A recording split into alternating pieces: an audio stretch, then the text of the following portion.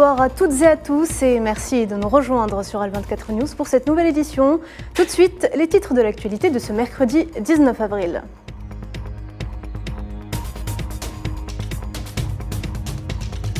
À la une, 5e jour d'affrontements armés au Soudan. De violents combats contre l'armée soudanaise et les forces de soutien rapide ont éclaté dans le périmètre de l'aéroport de Khartoum. La diaspora soudanaise à l'étranger affiche sa grande inquiétude quant à l'avenir de son pays.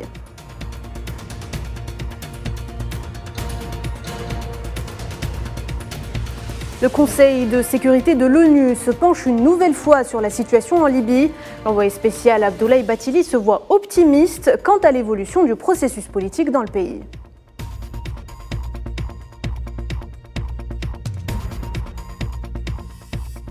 À l'actualité également, lors d'une session plénière du Parlement espagnol, le leader du parti espagnol Vox accuse le chef du gouvernement espagnol Pedro Sánchez de soumission au Maroc.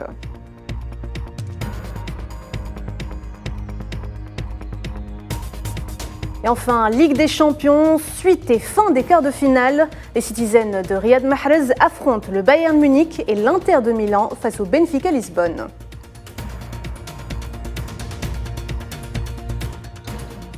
Et avant de développer ces titres, le président algérien Abdelmadjid Tebboune a signé un décret présidentiel qui prévoit des procédures de grâce à l'occasion du Eid al-Fitr touchant près de 9000 détenus. En bénéficieront les personnes sous peine d'emprisonnement ou en sursis avec une durée égale ou inférieure à 12 mois. La peine sera également portée à 18 mois pour les personnes condamnées à une peine de prison en dernière instance, âgées de 65 ou plus, les mineurs, les femmes enceintes et les mères d'enfants de moins de 3 ans. Le président algérien Abdelmadjid Tebboune s'est entretenu par téléphone avec son homologue turc Recep Tayyip Erdogan, entretien lors duquel les deux chefs d'État ont évoqué les relations de coopération bilatérale et les moyens de les renforcer.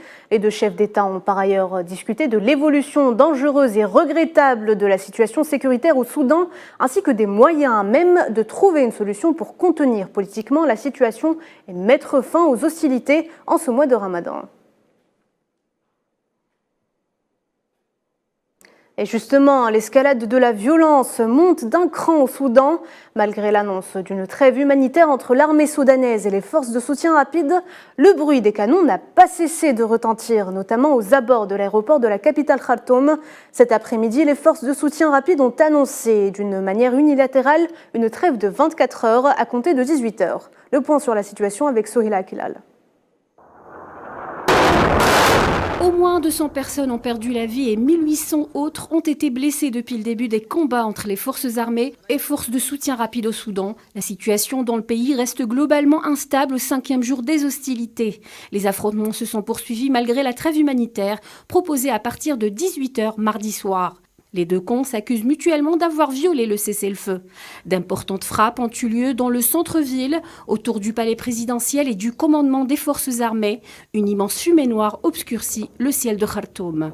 Dans un communiqué publié par l'agence de presse soudanaise, le commandement général des forces armées a annoncé avoir entamé dès l'aube ce mercredi la deuxième phase du processus de sécurisation des zones entourant le commandement général et l'aéroport. Il a également précisé avoir accepté la proposition de trêve humanitaire pour une période de 24 heures, mais les forces de soutien rapide ne s'y sont pas conformées. Le Bureau des Nations Unies pour la coordination des affaires humanitaires a lui annoncé que la situation instable qui règne au Soudan limite sa capacité de déplacer du personnel et du matériel. Des milliers et des milliers de civils sont piégés dans leurs maisons à l'abri des combats, sans électricité, incapables de sortir et inquiets de manquer de nourriture, d'eau potable et de médicaments. Le bon sens doit prévaloir et toutes les parties doivent agir pour désamorcer les tensions. Les intérêts communs du peuple soudanais doivent primer. L'OCHA a indiqué que le programme alimentaire mondial avait temporairement suspendu ses opérations après le meurtre de 3 membres de son personnel dans l'état du Darfour du Nord. Des travailleurs humanitaires ont indiqué également que plusieurs hôpitaux à Khartoum avaient fermé en raison des bombardements et de l'insécurité qui règne. Et depuis le déclenchement de ces combats samedi dernier, la communauté internationale ne cesse d'appeler au dialogue et au cessez-le-feu. Dimanche dernier, la Ligue arabe et l'Union africaine se sont réunis en urgence pour demander la cessation des hostilités et le retour à une solution politique. Hier, le président algérien Abdelmajid Tebboune avait adressé une lettre à plusieurs instances internationales pour une action commune urgente. S'ajoutent à cela des appels à une trêve de la part du G7, des Nations Unies et les États-Unis. La communauté soudanaise établie à l'étranger s'inquiète justement quant au sort de son pays en proie à de violents affrontements entre l'armée régulière et les forces de soutien rapide. La diaspora soudanaise suit avec anxiété et le cœur serré l'actualité. C'est le cas en Libye où les ressortissants craignent pour leurs familles et leurs proches sur place. Imen Merad.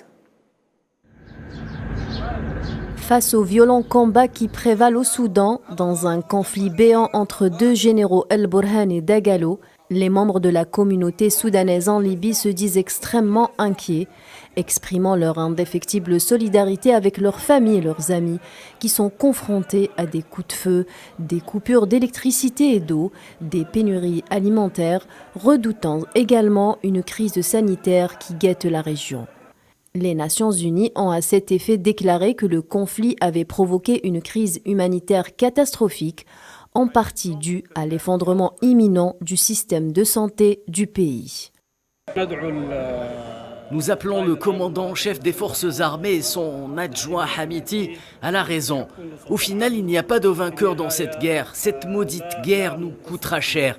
Des citoyens innocents meurent et des enfants ne trouvent ni à boire ni à manger à cause des événements, car les routes sont fermées.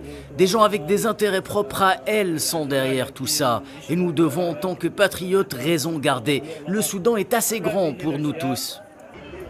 Scrutant les informations à la télévision et collés à leur téléphone mobile, de nombreux Soudanais espèrent que la paix règne à nouveau dans leur pays. Inch'Allah, le Soudan sera préservé. Nous rentrerons en toute sécurité et prospérité. En ce moment, nos proches sont au Soudan et nous sommes en Libye. Nous craignons pour eux.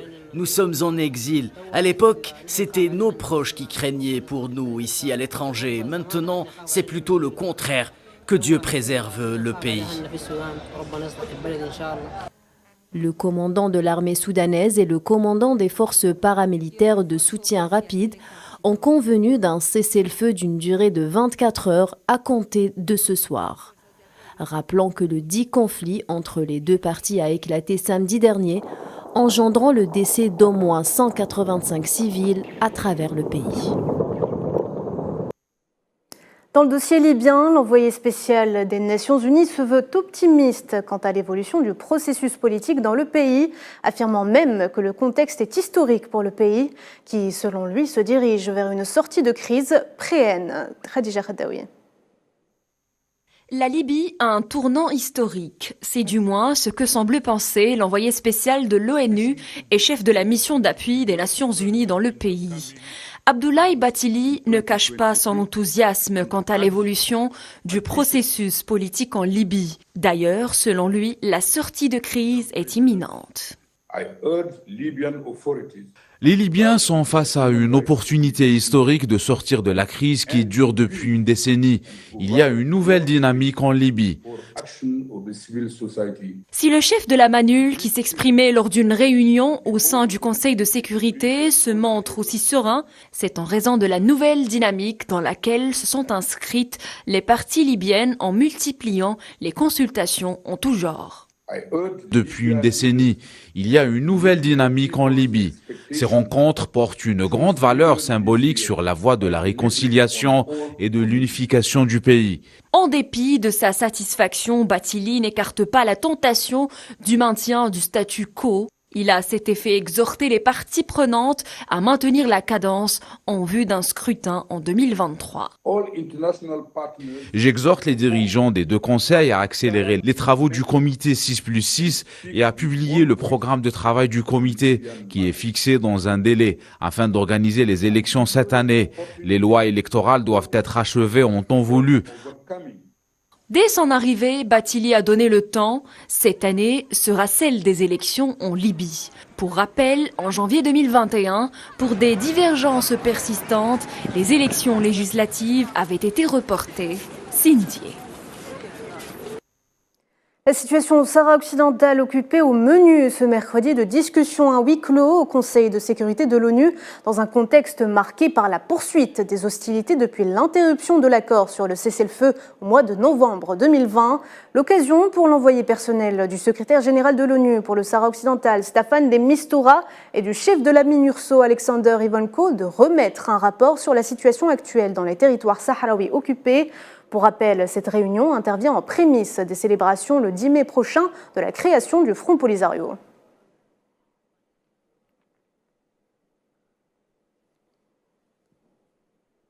Je vous le disais en titre, le leader du parti espagnol Vox a accusé ce mercredi le chef du gouvernement espagnol, Pedro Sánchez, de soumission au Maroc. Lors d'une session plénière du Parlement espagnol, Santiago Abascal a posé plusieurs questions au Premier ministre à ce sujet et lui a reproché le secret qu'il entretient sur la raison qui l'a conduit à décider unilatéralement et sans concertation préalable de changer sa position sur le Sahara occidental. On l'écoute. Il serait bien que M. Sánchez nous réponde à une question plus facile, par exemple, qu'est-ce qui a motivé le changement de position dans le dossier sahraoui sans consulter personne, contre son gouvernement, contre ce Parlement et contre son programme, contre ses propres électeurs et contre notre politique étrangère à la frontière sud. Comment est-ce possible que M. Sánchez, du jour au lendemain, assume la position marocaine dans le dossier du Sahara occidental quand il entame son mandat en accueillant en Espagne un chef du parti Polisario? Combien a coûté en milliards de dollars et en pleine crise énergétique les conséquences de la crise avec l'Algérie? Ou qui a ordonné de se taire face au Parlement marocain qui revendiquait l'annexion de nos villes de Ceuta et Melilla qui sont historiquement espagnoles avant l'existence du Royaume du Maroc? Voici comment le président du gouvernement a une attitude soumise devant notre voisin. Crise entre Pékin et Taipei. Le président du Guatemala, Alejandro Giammattei, a annoncé qu'il se rendait samedi prochain en visite officielle à Taïwan pour manifester son soutien à l'île après plusieurs manœuvres militaires entreprises par Pékin en ce mois d'avril. De son côté, la Chine a vite réagi. Le porte-parole de la diplomatie chinoise, Wang Wenbin, a appelé à ne pas aider les criminels ni à aller à l'encontre des aspirations pour le bien du peuple du Guatemala, ajoutant que l'indépendance de Taïwan est une impasse.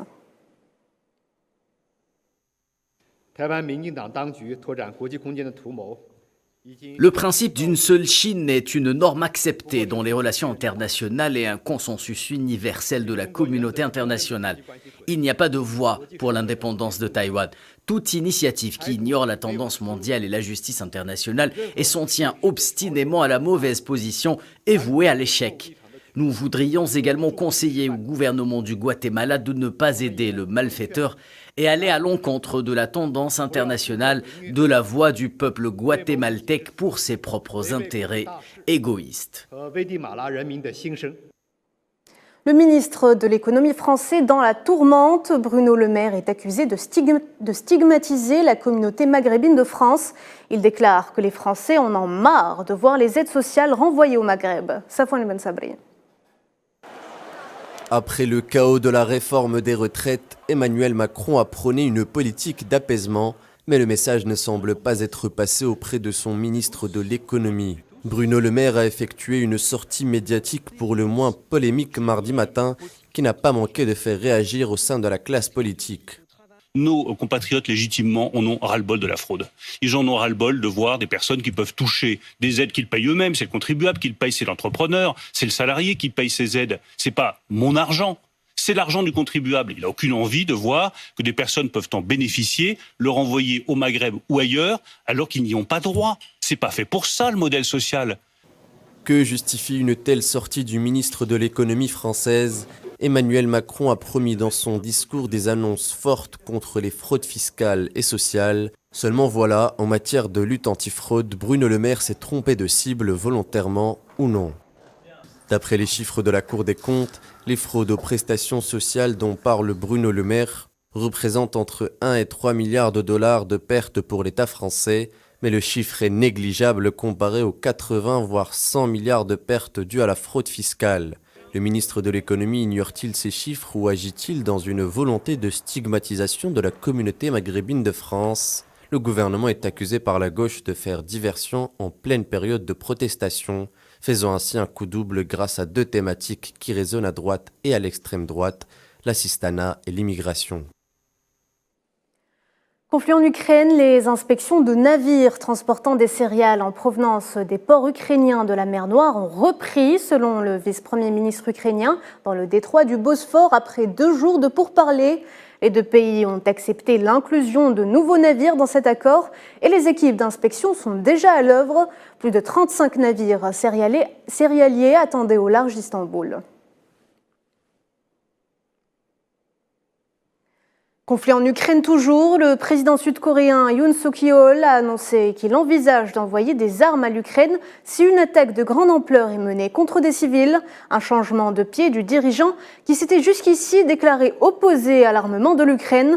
Le dirigeant sud-coréen a ajouté que son gouvernement étudiait les moyens d'aider et défendre et reconstruire l'Ukraine à l'image du soutien international offert à Séoul lors de la guerre de Corée. Et en pleine tournée latino-américaine, le chef de la diplomatie russe, Sergueï Lavrov, a appelé à unir les forces afin de contrer le chantage occidental lors d'une conférence de presse à Caracas avec son homologue vénézuélien Iván Gil, évoquant un monde multipolaire. Nous avons un programme très riche avec le Venezuela. De nombreux projets concrets sont mis en œuvre. Nous en avons discuté en détail aujourd'hui et cette coopération contribue effectivement à renforcer les bases d'une économie nationale indépendante, non indépendante des caprices du chantage de nos collègues occidentaux. Sport football, suite et fin ce soir des quarts de finale de la Ligue des champions européenne. Après la qualification hier du Milan AC et du Real Madrid, à l'affiche ce soir, la confrontation entre l'Inter de Milan et le Benfica Lisbonne. Dans un autre match, Riyad Mahrez et ses camarades de Manchester City face au Bayern Munich pour une place presque déjà acquise en demi-finale. Résumé de la soirée avec Amin Touta. Suite et fin des quarts de finale de la Ligue des champions européenne. La compétition aura conservé tout son suspense hier soir après la qualification du Milan AC au détriment du voisin du Sud, le Napoli. Les coéquipiers de Benassar ont arraché un match nul au stade Diego Maradona. Après avoir disputé une rencontre avec panache contre des Napolitains dépassés par l'enjeu de la compétition. C'est ainsi que les Rossoneri retrouvent le dernier carré du tournoi pour la première fois depuis 2007. Les Rouges et Noirs vont se heurter éventuellement au grand voisin rival, l'Inter de Milan, pour un nouveau derby de la Madone sous les couleurs européennes, à condition que les Poulains d'Inzaghi assurent la qualification à Milan. Pour rappel, les Nerazzurri s'étaient imposés au match aller par le score de 2-0 contre le Benfica. Les 2 rivaux italiens se sont affrontés lors des demi-finales en 2003. Pour l'autre rencontre, le Real Madrid est resté fidèle à ses traditions européennes. Contre Chelsea, Vinicius et compagnie ont privé les Blues du rêve d'une remontada londonienne après l'exploit à 2 reprises du jeune Rodrigo, seul buteur de la soirée. Les Merengues vont tout droit vers un remake contre Manchester City en demi-finale, même si le Bayern de Munich n'a pas encore dit son dernier mot avant le match retour de ce soir. Une chose est sûre, les coéquipiers de Mahrez auront en face une équipe allemande coriace et déterminée, et sur un terrain qui a déjoué les sondages à plusieurs reprises et dans une compétition hors norme. Mission et pas des moindres, remonter 3 buts. Le spectacle est garanti. C'est la fin de ce journal, merci de l'avoir suivi. Vous pouvez revoir ce programme sur nos réseaux sociaux en scannant le QR code qui s'affiche en bas de votre écran.